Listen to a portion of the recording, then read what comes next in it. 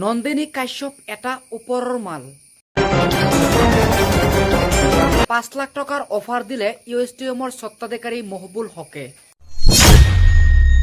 অভিনেত্ৰী নন্দিনী কাশ্যপৰ ঘটনাৰ এটা নতুন মূৰ আহি পৰিছে। এইবাৰ নন্দিনী কাশ্যপৰ লগত কানেকশ্যন হৈ গৈছে ইউএছটিএমৰ স্বত্বাধিকাৰী মহবুল হক। হয়, নমস্কাৰ, মই আছাদুল। আপোনালোকে চাই আছে আছাদুল ইনফৰমেশ্যন 07। আপোনালোকক মোৰ ইউটিউব চেনেলৰ অন্য এটা নতুন ভিডিঅ'লৈ স্বাগতম জনাইছোঁ। বন্ধুসকল, এইবাৰ এটা ভয়ংকৰ ঘটনা সংঘটিত হৈছে।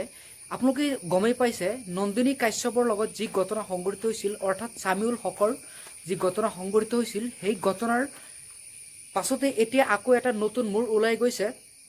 অসমৰ এজন জনপ্ৰিয় ব্যক্তি যি নেকি বিতৰ্কৰ মাজত সোমাই পৰিছিল কেইদিনমান আগতে।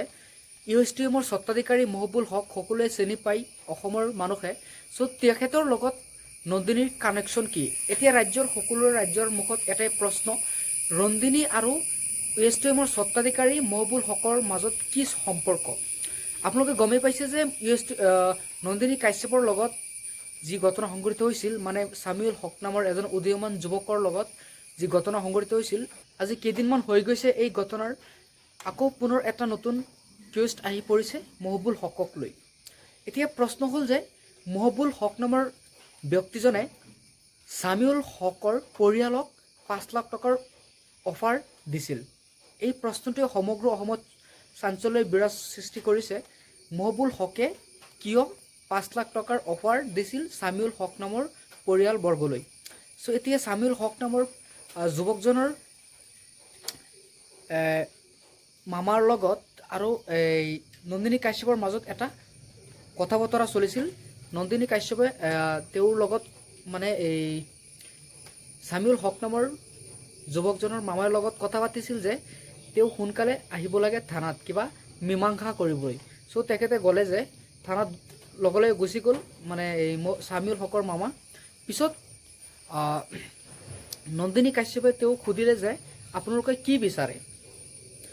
চ' তেওঁ লগত ছামিউল হক নামৰ যুৱকজনৰ মামায়ে ক'লে, এতিয়া বিচৰাৰ কথা নহয়, আগতে বেমাৰীজন ভাল হ'ব লাগে।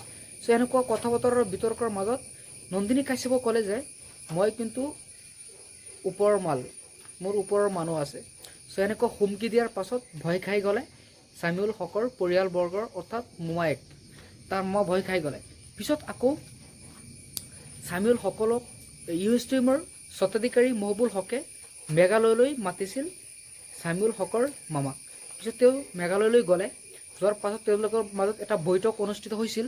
সেই বৈঠকত আলোচনা হৈছিল যে মহবুল হকে ছামিউল হকৰ পৰিয়াললৈ ৫ লাখ টকা দিব।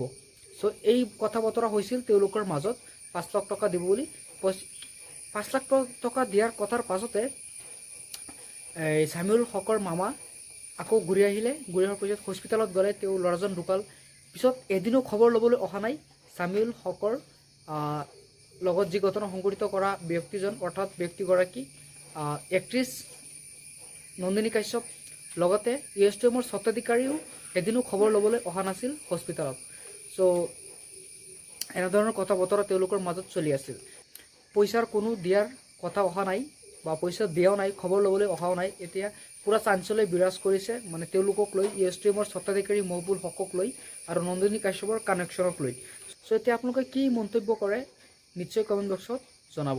চ' ফ্ৰেণ্ডছ, আৰু এটা কথা হ'ল যে মোৰ মানে কেমেৰা নাই, চ' সেইকাৰণে মই মোবাইল দি বনাওঁ। আপোনালোকে বেকগ্ৰাউণ্ড চাগে বেয়া দেখা গৈছে, আপোনালোকে বেয়া পাই আছে। চ' আপোনালোকে যদি মোক ছাপোৰ্ট কৰে তেনেহ'লে আগন্তুক দিনত কেমেৰা কিনিবলৈ সক্ষম হ'ম আৰু আপোনালোকক ভাল বেকগ্ৰাউণ্ডত ভিডিঅ' দিবলৈ সক্ষম হ'ম। ধন্যবাদ।